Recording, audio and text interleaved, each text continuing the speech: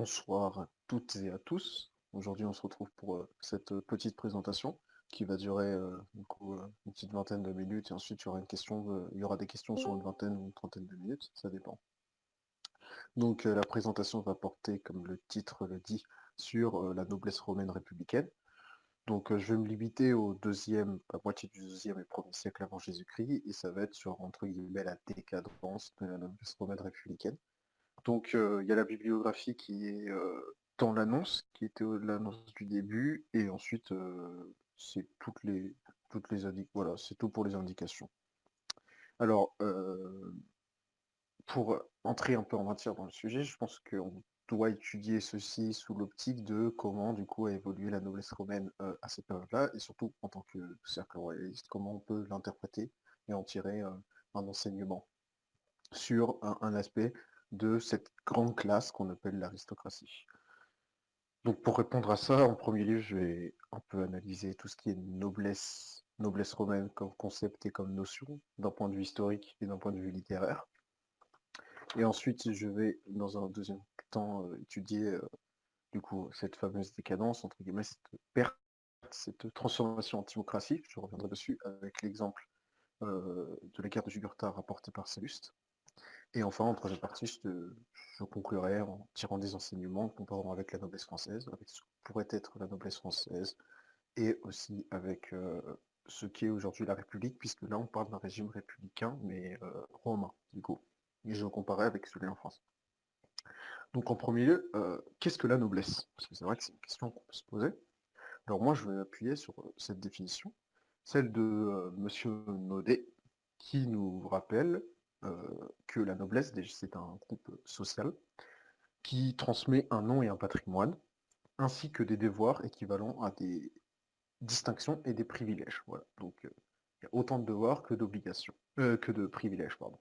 Et c'est une classe qui se substitue à elle-même, c'est-à-dire qu'elle est indépendante et qu'elle est autonome, et qu'enfin, elle forme une classe indépendante du souverain ou du corps électoral qui dirige, tout en haut, et qu'elle forme une part du pouvoir à quelque niveau que ce soit, médiatique, constitutionnel, législatif, du coup, exécutif ou judiciaire.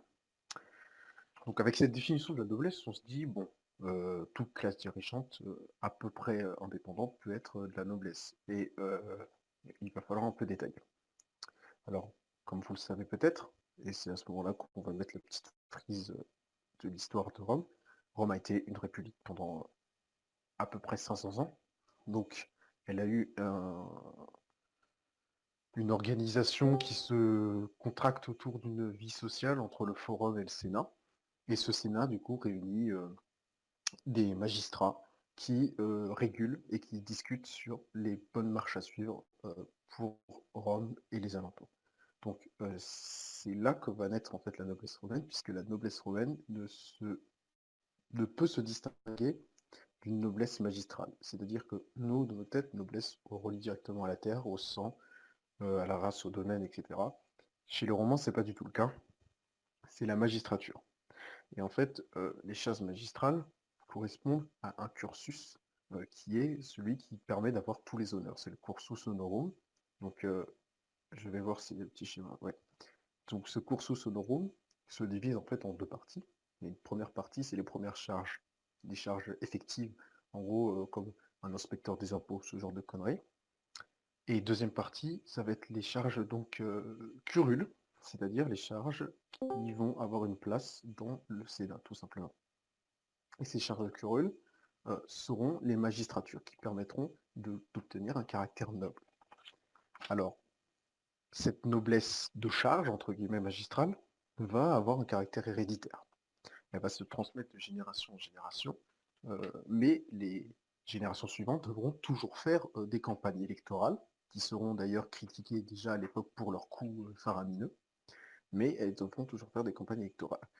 Une date à retenir, pardon, parce qu'il faut faire une distinction entre patriarcat et nobilitas, c'est la date des lois lycéennes. Alors je vais revenir sur ce qu'est la patriarcat. Le patriarcat, c'est l'ensemble des familles, donc les patriciens, qui ont des ancêtres illustres et qui sont là depuis presque la naissance de Rome en fait. C'est des familles très anciennes et très respectées. Elles ne sont pas forcément en charge du pouvoir, pas tout le temps. Et Au milieu du IVe siècle environ, elles vont un peu perdre en puissance et en importance. Et c'est là que, à ce moment-là, que viennent les lois lyciennes, du coup, les lois licino sixtiennes, ouais, exactement, ou loi lycienne, comme vous voulez. C'est la date, c'est 367 avant Jésus-Christ, et elles seront effectives en 366, puisqu'il faut attendre un an. Et cette loi lycienne précise notamment, ces lois lyciennes, pardon, qu'il doit y avoir dans la magistrature supérieure au moins un plébien. Je m'explique. La magistrature supérieure, c'est ce qu'on appelle le consul. En effet, le Sénat, il est dirigé par 2 consuls qui sont élus pour un an. Et c'est, comme nous le dit Gelser en 1912, ce qui atteint un caractère noble, c'est celui qui atteint en fait la magistrature précise du consul. Et avant, c'était réservé aux patriciens. Maintenant, s'il est rendu obligatoire qu'au moins un, donc la moitié tout simplement, soit euh, réservé à un plébien. Ça, déjà, ça renforce le plébien. Donc, petit rappel, le plébien, c'est tout simplement celui qui n'a pas une famille illustre. Il peut être riche, pauvre, laboureur, bourgeois. Ça, on s'en fout. Et c'est celui, donc, du coup, qui n'a pas d'ancêtre. Et cette nouvelle caste politique qui va naître, ça va être un mélange entre les gens, donc les familles patriciennes, en déclin, et les nouveaux hommes opportunistes, plébéiens. Et à partir de là, en 300 ans, en fait, vont se créer des grandes familles qui vont avoir plusieurs consuls de génération en génération et qui vont avoir un caractère noble. C'est ça la nobilitas. Maintenant, je vais passer à une petite digression littéraire, entre guillemets, pour ce que veut dire nobilitas. Alors, c'est dommage, je crois que notre cher Mardonius n'est pas là, comme ça il aurait pu me contredire, mais nobilitas, en fait, c'est à une racine, c'est la racine gno en indo-européen, gnomen en latin, qui veut dire celui qui est reconnu et célèbre. Et cette racine a donné nobilitas, du coup, le mot qui veut dire noble, mais a aussi donné notus. Et il y a une différence, en fait. Notus, c'est celui qui est célèbre. Celui, une star, aujourd'hui, on dirait notus. Et il y a une différence entre nobilitas et notus, c'est que dans notus, c'est juste quelque chose de célèbre. Dans nobilitas, il y a une notion, c'est qu'il l'est par les vertus, les virtus. Alors, les vertus, il y a des petits points similaires avec les vertus chrétiennes, mais en gros, ce sont des pratiques et qui viennent des qualités morales. C'est-à-dire l'ensemble des faits, des prédispositions qui permettent d'aider la cité et qui deviennent en fait des caractères universels et moraux. Donc par exemple, je ne sais pas, la charité, c'est d'abord une vertu qui aide la population, etc., les autres. Et ensuite, c'est devenu, chez les Romains, une caractéristique morale importante. La magnanimie, etc., par exemple, en font partie. Et du coup, ces virtus nous permettent, selon les Romains, littérairement, d'atteindre la gloria. En fait, c'est ça. Cursus honorum, c'est la route de la gloria. C'est plus on avance, plus on a de gloire. Et cette gloire est obtenue par les qualités de la personne. Et cette gloire, chez les nobles, est transmissible. C'est-à-dire que quand je nais noble, imaginons que je naisse noble, j'ai la gloire de mes ancêtres. Cependant, ce n'est pas une finalité. Et c'est là où il y a une distinction très importante. C'est que la gloria doit se terminer par la dignitas. Alors la dignitas, j'utilise ce mot et pas dignité, parce que dignitas, ça rend la dignité, les caractéristiques de la vertu, et en plus la beauté masculine. Dignitas, selon Gaffio, veut dire aussi beauté masculine, c'est ce qui permet de transparaître la perfection, entre guillemets, les talents d'un homme, et les talents effectifs, plus en potentiel, mais qui ont été mis en action. Et en fait, chez les nobles, il y a une différence, ce que Cicéron d'ailleurs mettait en avant, c'est que les non-nobles, que ce soit les plébéiens ou les patriciens qui ne font pas de politique, cherchent la libertas, c'est-à-dire ayant la liberté et la libéralité, donc l'argent, la liberté, etc. Les nobles ne cherchent pas ça, ils cherchent la dignitas, c'est-à-dire que pour honorer la gloire qui a été transmise, ils doivent être dignes, et sur tous les plans que j'ai cités qui regroupent le mot dignitas. Et du coup, ce dignitas va être affecté à un rang politique. En fait. Quand on devient consul, ça veut dire qu'on a on a honoré la gloire de nos ancêtres, et quand on devenait un bon consul, on est digne de la gloire de nos ancêtres. Et c'est ça le caractère très important de la nobilitas. Cependant, rien n'est tout rose. Et au milieu du IIe siècle à peu près, va arriver un événement caractéristique, hein, puisque ça s'est fait progressivement, mais là c'est caractéristique, c'est la guerre de Jugurtha, au singulier. Cette guerre, elle nous est rapportée par notre cher Salluste, qui était un historien, mais aussi un politique, et un grand critique politique de son époque. Je ne vais pas vous faire un récit de la guerre de Jugurtha. Il y a une carte qui va se mettre sur le salon général. Mais en fait, oppose tout simplement Jugurtha, qui est le roi de Numidie, qui a commis des crimes, notamment tuer son frère adoptif et trahir la confiance de Rome, contre le Sénat romain. Il faut savoir que les relations entre la Numidie et Rome étaient très particulières. En fait, le grand-père de Jugurtha, c'était Massinissa. Et Massinissa, en fait, avait des liens d'amitié très très importants avec Rome. Il était considéré qu'en fait, on disait par exemple de son royaume, on disait pas Rex ou Regnum, on disait Imperium. Donc ça veut dire empire. On utilise le même qualificatif que l'empire. Du coup, c'est pour ça que Rome s'est initié dans les affaires numides, ce qui a provoqué la guerre de Jugurtha. Mais c'est pas le sujet. En fait, cette guerre de Jugurtha, pour Sallust, elle met en opposition deux classes, la nobilitas et les hommes nouveaux. Elle met en parallèle, en fait, la nobilitas décadente, qui se caractérise par le fait qu'elle est corruptible et qu'elle ne respecte pas la dignitas de ses ancêtres. Enfin, qu'elle n'acquiert pas la dignitas. En gros, cette classe nobilitas s'est achetée par Jugurtha plusieurs fois. Le Sénat s'est fait en fait acheter 2 fois en entier par Jugurtha pour qu'il, euh, entre guillemets, ne regarde pas dans ses affaires et qu'il le laisse tranquille et qu'il lui donne même des trucs, des, notamment des territoires, etc. Et en fait, cette nobilitas est décrite comme une, une nobilitas qui ne respecte pas la gloire qu'on lui transmet, en fait, le fardeau, l'alliance, l'espèce d'alliance qu'on lui transmet de génération en génération. Et ça se retrouve notamment dans le discours de l'homme nouveau. L'homme nouveau, en fait, c'est l'arriviste qui, par ses talents militaires notamment, ou oratoires, a réussi à s'immiscer et à devenir consul. Cet homme nouveau qui nous parle du coup, durant la guerre de Jugurtha, de l'opposition nobilitas homme nouveau, c'est Caius Marius. C'est celui qui a réussi à mettre fin à une guerre, cette guerre de Jugurtha, qui, selon Sallust, aurait pu se terminer aussi vite qu'elle a commencé. Mais cependant, par les mauvaises vertus de la noblesse, elle ne s'est pas terminée aussi vite. Et Caius Marius nous rapporte 3 choses. Premièrement, les nobles sont très jaloux des hommes nouveaux, des arrivistes, parce qu'ils sont talentueux. Et il leur répond, cet homme nouveau, qui est Caius Marius, il leur répond, oui, mais vous n'honorez pas la gloire de vos ancêtres. Moi, je suis comme vos ancêtres, je ne fais que par le mérite. Ensuite, il va dire une deuxième chose, très importante. C'est que lui a été éduqué sur le champ de bataille. Il a appris à manier des troupes, il a appris à vivre avec ses hommes. Il n'a pas appris à parler l'hébreu, le grec, etc. La nobilitas, il leur disait, Sallust le dit, vous ne savez que lire les auteurs grecs. Non pas que Sallust n'aimait pas les auteurs grecs, mais en fait, ça place la question de l'éducation de l'aristocratie, puisque la nobilitas est une aristocratie, puisque ce sont les meilleurs qui dirigent la cité, et qui sont éduqués en fait d'une manière différente. Par là, Sallust veut nous expliquer cette chose. C'est qu'il y a une éducation par caste, et que l'éducation que promulguent les philosophes grecs est réservée à une caste de philosophes, d'académiciens et entre guillemets de religieux.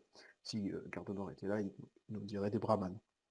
Et en fait, cette éducation était inculquée à des gens qui ne devaient pas faire ça, qui devaient être des guerriers, des gardiens de la cité comme aurait dit Platon, et surtout des administrateurs.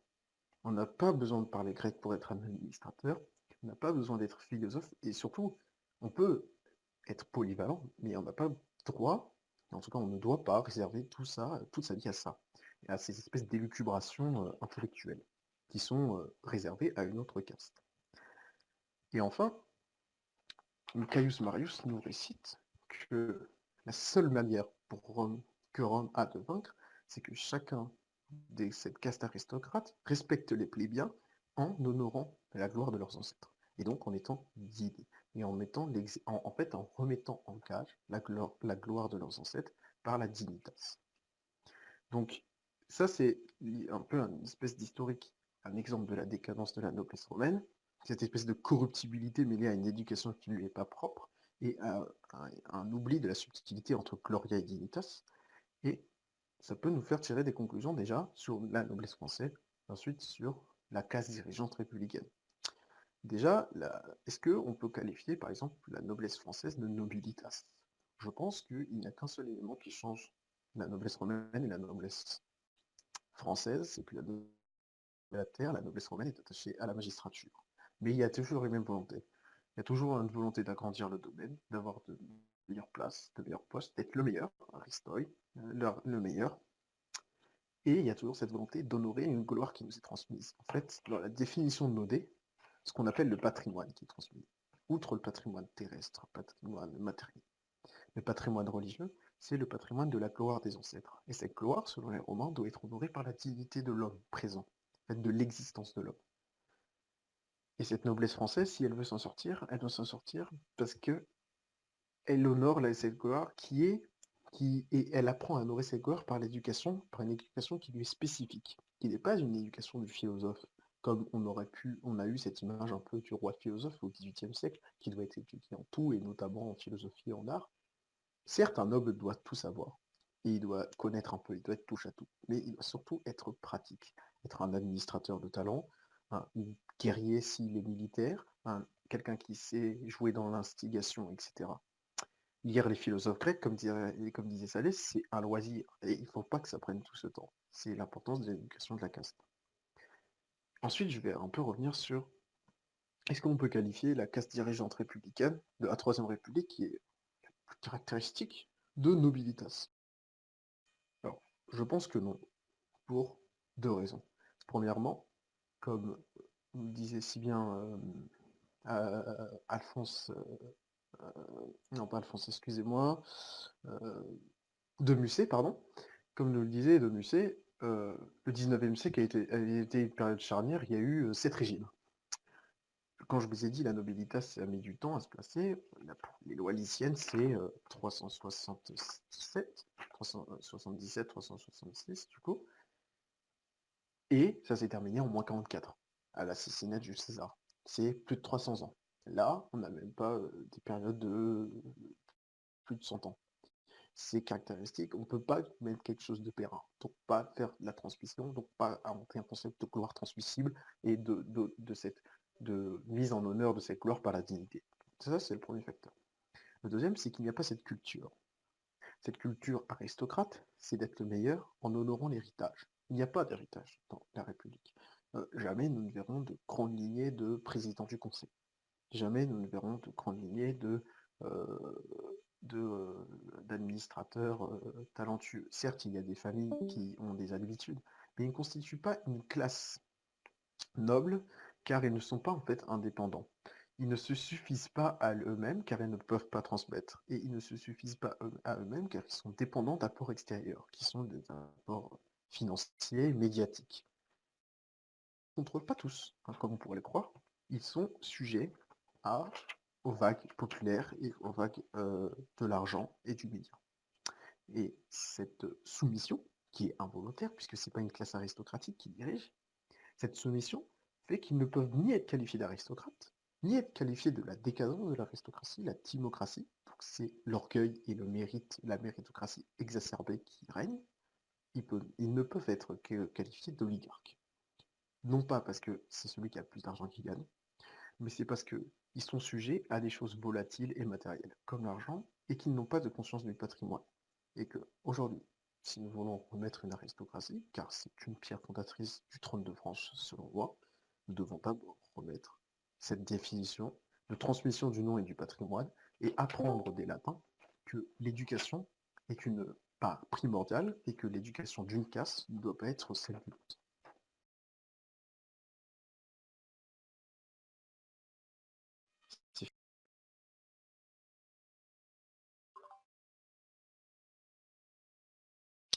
D'accord, Merci. bah écoute, merci pour ta présentation. Donc si vous avez des questions, Ouais, n'hésitez pas. Merci à Brasif et à Castellon et à Blabla d'avoir mis les images. Alors, la réponse de Abdallah. Alors, la question, pardon, d'Abdallah. Pouvait-on venir de la plèbe et accéder à cette noblesse, peu importe l'époque? Justement, non. Durant la période des lois lyciennes, on pouvait, et encore c'était difficile. pour ta gouverne, euh, avant qu'il y ait une famille purement plébéienne, on a mis 20 ans. Hein. Il fallait forcément connaître le monde, le beau monde. Et à la fin, dans la période, enfin, deuxième siècle, premier siècle, c'est impossible parce que, en fait, justement, Sallust en parlait.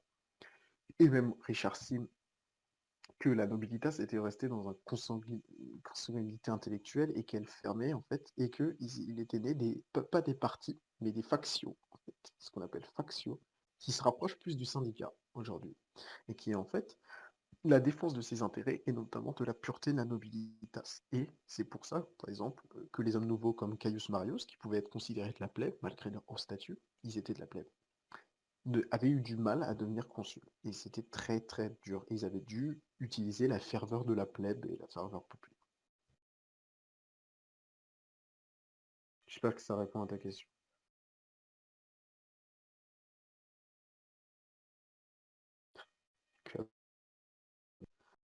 Ah oui, on pouvait perdre ses titres. Euh, Il y a eu le rapport d'un je sais plus son nom, je pourrais pas te dire, mais c'était un, un- un- un Romain qui avait eu un ancêtre qui avait été consul, donc il était de la nobilitas. Sauf que ça faisait 5 générations qu'il n'en avait plus eu. Et du coup, les autres, ses congénères, ne le considéraient plus comme noble et du coup le rejetaient. Et en fait, il en rapportait que lorsqu'on disait qu'un homme nouveau était arrivé, cet homme nouveau pouvait avoir eu des ancêtres consuls et donc être noble, entre guillemets. Mais pourtant, il n'était pas considéré comme tel parce que ça faisait trop longtemps. Il faut qu'il y ait cette image collective que il y a une gloire qui se transmet. Il faut qu'on se rappelle, en fait. Donc, ouais, contrairement à être déchu de terre, comme on pourrait le faire dans la noblesse française, là, on est déchu parce qu'on se souvient plus, tout simplement. Ou on ne veut plus s'en souvenir parce que c'est trop lointain.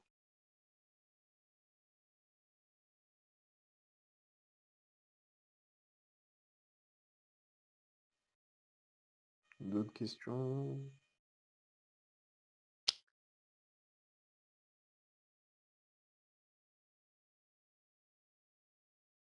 Abdallah, il est chaud aujourd'hui. Aïe, aïe, aïe, aïe.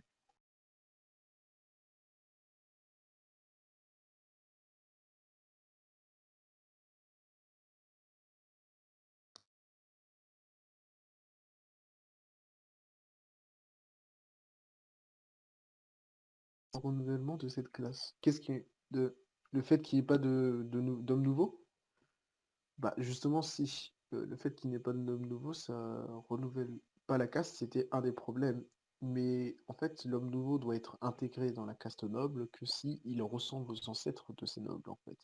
Donc que si il honore par le mérite et par la dignitas personnelle. Et ensuite, il deviendra noble puisqu'il aura le caractère transmissif.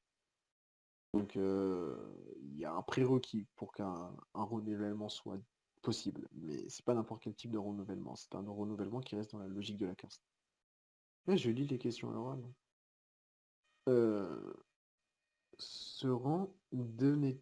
Attends, c'est Abdallah qui pose cette question. Se rend donner des passe-droits ou plus de droits qu'un citoyen lambda? Que se passait-il en cas de conflit d'un simple citoyen et d'un noble? Alors, lorsque le noble exerçait son pouvoir, c'est-à-dire qu'il était souvent consul, il avait 12 licteurs, c'est-à-dire une garde rapprochée, premier privilège. Ensuite, il avait une tâche spécifique, deuxième privilège.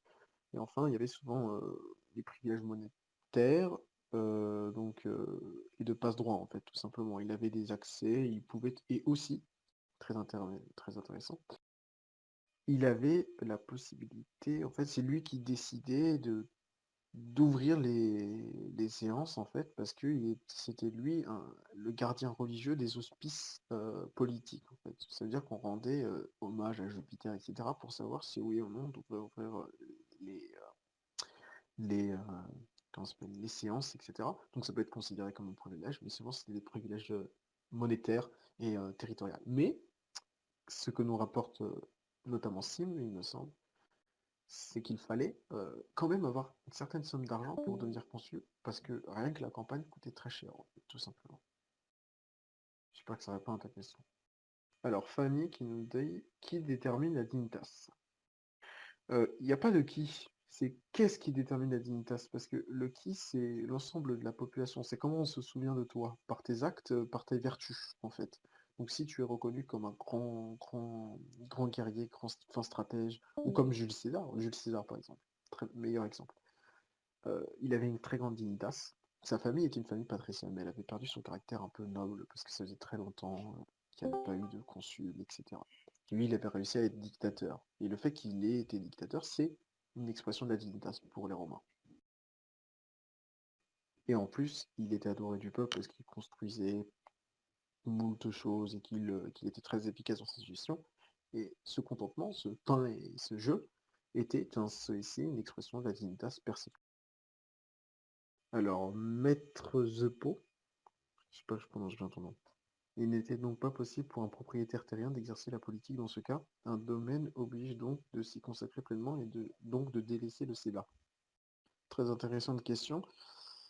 Alors non, être un propriétaire terrien, tu pouvais être citoyen. Donc ça veut dire que théoriquement, tu pouvais aller au forum. Mais tu n'avais pas le temps, premièrement. Deuxièmement, il y a eu un très grand problème agricole durant la République romaine, c'est que le Sénat ôtait, en fait, les sénateurs, pas le Sénat, les sénateurs personnels, pour leur compte personnel, pardon, euh, exproprier des propriétaires terriens de leurs terres et les remplacer par des esclaves pour en fait se faire beaucoup d'argent. Et du coup, il y a eu des pertes des propriétaires terriens, des petits propriétaires terriens, et en fait c'était des grandes propriétés de sénateurs ou d'anciens patriciens qui employaient moult esclaves pour faire tourner les machines. En fait, c'était presque devenu industriel et ça a fait une crise agricole notamment puisqu'il y avait beaucoup plus de propriétaires terriens qui étaient considérés comme citoyens mais qui se déplaçaient à la ville, à Rome, et ils devenaient en fait les mendiants, les classes un peu subalternes de la société.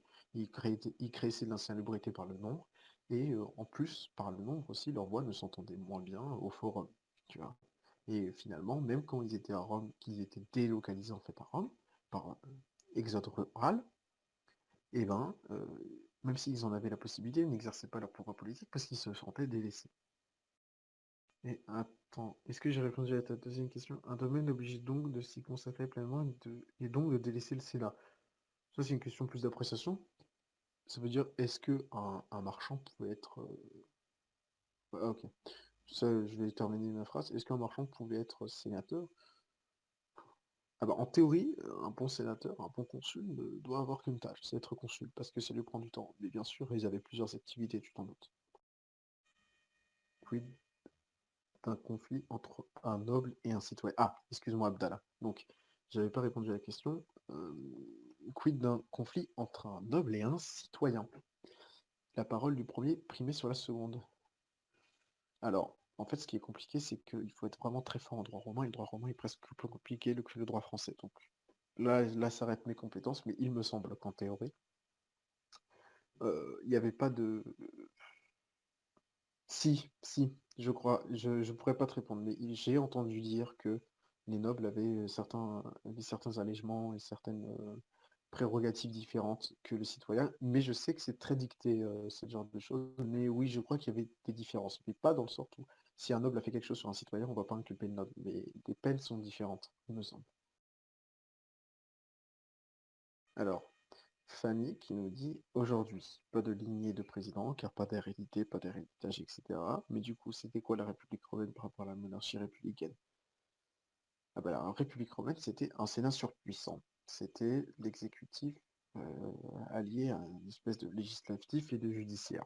Cette république sénatoriale était très axée sur la caste, donc la nobilitas, et c'était en fait une aristocratie, régime constitutionnel.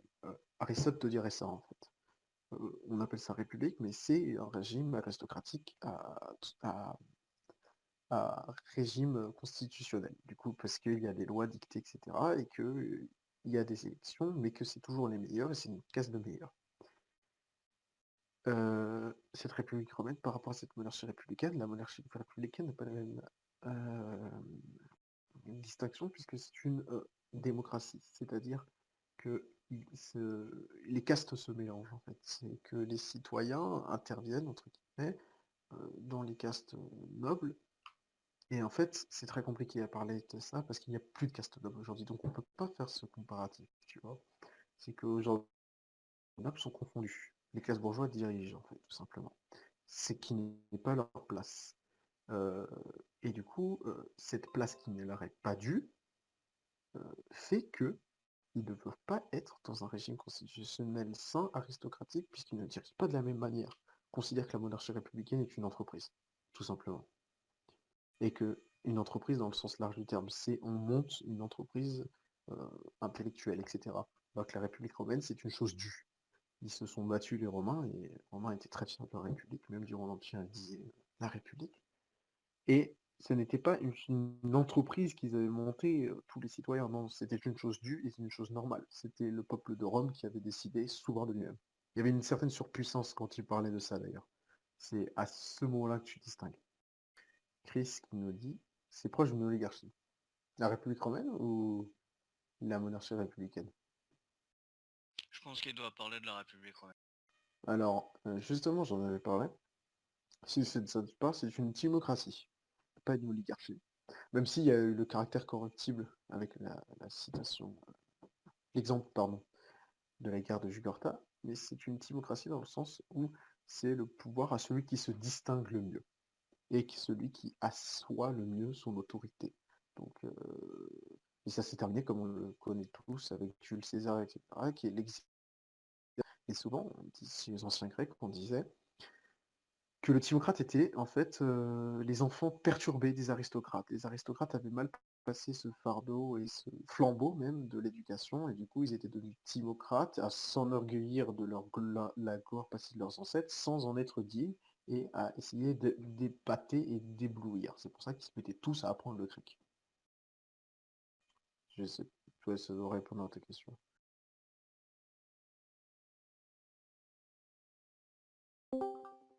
Ouais, une oligarchie, c'est spécifique à une classe bourgeoise, en fait. Tu peux pas être oligarque et aristocrate. Tu peux être corrompu par l'argent, mais l'oligarque, c'est la manière dont exerce le pouvoir un bourgeois, c'est-à-dire de manière entrepreneuriale. Il entreprend quelque chose. Alors qu'un aristocrate n'entreprend pas. Il a quelque chose. C'est inné, et il honore quelque chose. Se les mérite.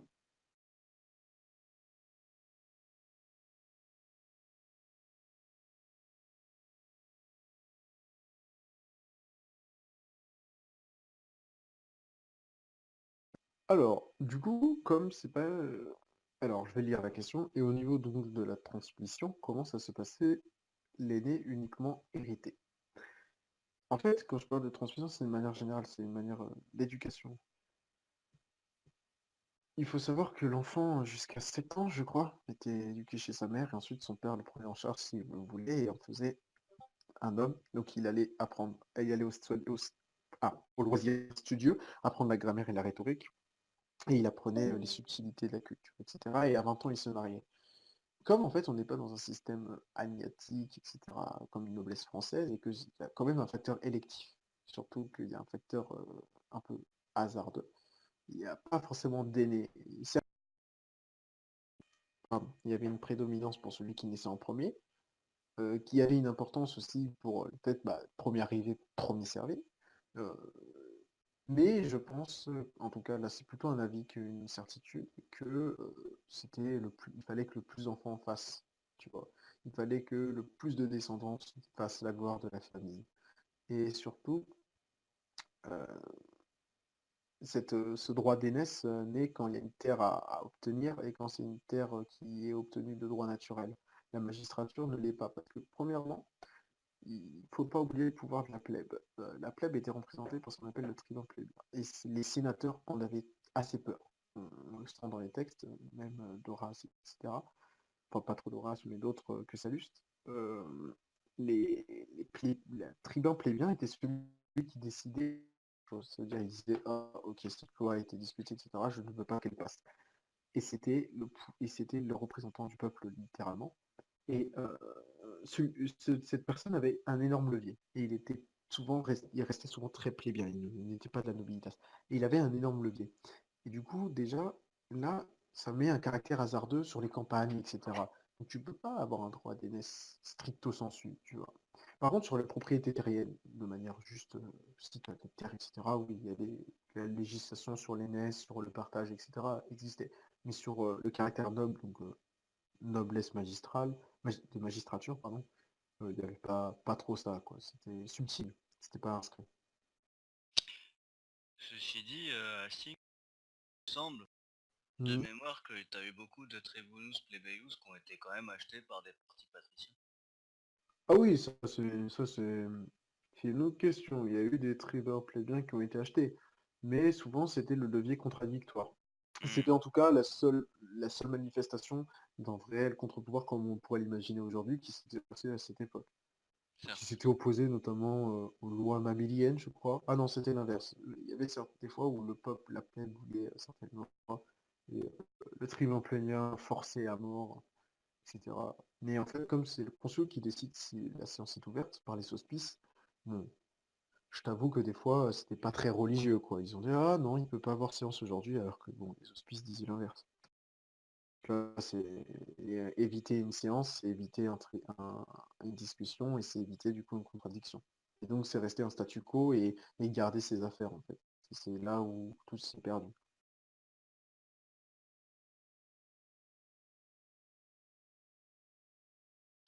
Est-ce qu'il y a d'autres questions? Ouais, est-ce qu'il y a d'autres questions? Ah oui, il y a d'autres Vas-y questions. Fanny, écris-la. Lâche-toi, Fanny. J'y répondrai avec tact.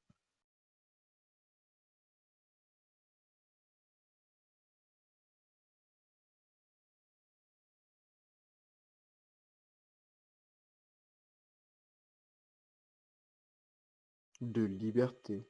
Ah oui, parce que j'ai mentionné la libertas. Alors, tu peux revenir sur la notion de liberté. Je vais lire les questions maintenant. Oui, je l'ai dit exactement, les non-nobles cherchent la liberté et les nobles cherchent la dignité. Alors, libertas, c'est pour caractériser que la liberté du non-noble est toujours remise en cause, et sa libéralité aussi, ses possibilités monétaires, financières, et tout simplement de bouger, puisqu'il peut être réduit en esclavage s'il y a une guerre, etc., sont toujours remises en cause. Et du coup, c'est cette chose qui va garder. En fait, lorsque je dis il cherche la libertas, c'est parce que la libertas n'est pas transmissible. Le fait d'être libre, d'être un homme libre, donc de ne pas être un esclave, c'est transmissible. Un affranchi transmet son affranchissement à son fils. Horace, son père était affranchi, donc lui aussi était considéré comme affranchi. Mais de niveau de la libéralité, etc., il doit refaire sa fortune à chaque fois. Et lorsqu'il se transmet sa fortune, le nom noble, donc du coup le patrimoine financier, euh, il doit quand même le conserver. Et en fait, lorsqu'il jouit de la fortune de ses ancêtres, tout simplement, de manière presque philosophique, tu vois, il cherche cette liberté, cette libéralité. Donc c'est plutôt ça, la libertas. Mais il y a aussi la notion de liberté, d'être affranchi, etc.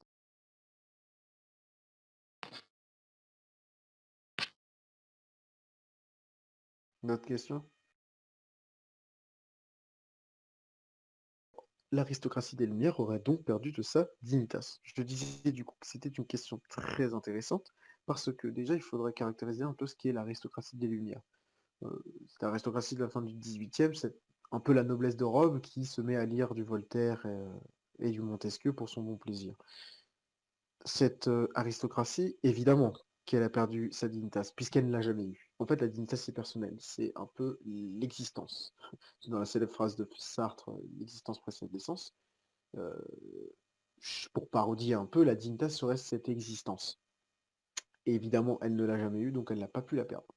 Par contre, le caractère qu'elle a perdu, c'est la gloria de ses ancêtres. Étant donné que, comme on considérait qu'un mec, une personne qui n'avait pas eu de consul dans sa famille depuis 5 générations n'était plus noble, on peut considérer que les aristocrates des Lumières n'avaient plus la gloria transmissible, qui a été transmise, car ça faisait déjà plusieurs générations et plusieurs années d'élucubration, qu'ils avaient perdu en fait le caractère de gloire qu'avaient eu leurs ancêtres par la gestion et par la victoire militaire. Euh, du coup, cette aristocratie des Lumières, évidemment qu'elle a perdu sa gloria et elle n'a jamais eu sa dignitas. Elle s'est métamorphosée en bourgeoisie, c'est-à-dire la caste qui vit sur l'instant, des échanges avec les autres et le monde, et surtout du patrimoine uniquement financier et pas intellectuel en fait. C'est tout simplement ça. Alors, Fanny qui me fait... Intellectuel, et qu'en est-il du patrimoine foncier? Enfin, il y a Comment? le patrimoine foncier. Oui, voilà, c'est... Même on pourrait faire la critique, oui, la bourgeoisie a une certaine culture et d'une certaine manière, c'était un prof très intéressant qui disait ça. Alors, je considère que la noblesse a un caractère plus transcendant que la bourgeoisie, dans le sens où la bourgeoisie, ce qu'elle conserve, ce sont des rites, en fait, des coutumes, des us qu'elle a Oui, gardés par habitude. ce que sous-entendait ma question, c'est qu'en fait, la base de la puissance d'un aristocrate, en tout cas d'un point de vue matériel, était son patrimoine foncier, les Bah terres qu'il justement, avait. Alors que non, et la noblesse républicaine, c'est pas le cas. bah, le bourgeois, il est beaucoup plus, même s'il peut avoir un patrimoine foncier, son patrimoine base, c'est pas un patrimoine foncier, c'est un patrimoine financier. Tu vois la Ah, dans le différence sens entre foncier, ah oui, ok. Bah, foncier, c'est-à-dire la terre, oui, la terre, oui, le, j'ai mis du temps à capter. Oui, mais justement, là, la noblesse républicaine romaine, il n'y a pas de notion de terre. Enfin, ils ont des terres parce qu'ils l'achètent après, mais c'est accessoire. Il n'y a ouais, pas cette notion-là. Tu vois? Là, c'est un patrimoine magistral, ouais, un c'est encore patrimoine autre chose. administratif. C'est encore un troisième truc, quoi. C'est Ouais, voilà, c'est une particularité. Je sais pas si on voit cette particularité dans d'autres nations et d'autres races. Ça, je ne sais pas. Mais en tout cas, chez les Romains, il y a, certes, on pourrait toujours dire oui, mais ils se transmettent leur patrimoine foncier, etc. Mais c'est pas leur première caractéristique de noblesse. On rappelle d'abord que leurs ancêtres sont consuls, avant de dire qu'ils avaient des terres. Donc, patrimoine foncier appuie, plus une assise, quoi. donc en Mais fait la noblesse romaine, elle disait mon ancêtre est consul, la noblesse française, elle disait mon ancêtre il avait tant de terres et avait tel duc, titre ouais. et le bourgeois il dit mon ancêtre avait tant d'argent. Voilà, en gros, c'est à peu près ça. Grossièrement, c'est ça. Mhm. Heu, Fanny qui nous dit: «En fait, nos 2 républiques ne sont pas comparables». Bah, effectivement, il y a rien de semblable et la s en fait, république, c'est un mot qui peut cacher énormément de sens. C'est la chose publique un empire peut être une république, un royaume peut être même une république dans le sens où tu considères que la chose commune est la chose primaire. Ça veut dire que si tu fais un royaume où toute action se passe par les doléances de ton peuple qui sont remontées de manière presque administrative, tu peux dire res publica. Donc la chose publique qui est l'indicateur du dirigeant. Les deux républiques sont pas comparables, mais parce qu'il faudrait nommer une littéralement démocratie, qui est une des dégénérescences de l'oligarchie, et l'autre, la première, la République romaine, il faudrait la nommer régime constitutionnel aristocrate. Le vrai nom c'est ça, en fait, tout simplement. Parce que certes, il y avait des hommes nouveaux, mais ces hommes nouveaux qui étaient entre guillemets de la plaine ne sortaient pas de nulle part. C'était souvent des grands généraux, hein. Caius Marius, il te dit, on te dit oui, c'est un plébéien, donc t'imagines pas un pauvre, hein. Il avait eu l'argent pour faire ses campagnes et il avait dirigé des troupes en Afrique. On parle bien du même Caius Marius qui est responsable des réformes mariennes. De quoi? On parle bien du même Caius Marius responsable de la réforme de l'armée romaine. Je sais pas si on parle du même. D'accord. Euh, C'était à quelle époque, de quelle réforme? Celle de moins Bah, 110, la 112? réforme marienne quoi, attends, je vais trouver ça. Je... Attends, je vais vérifier qu'on parle du même.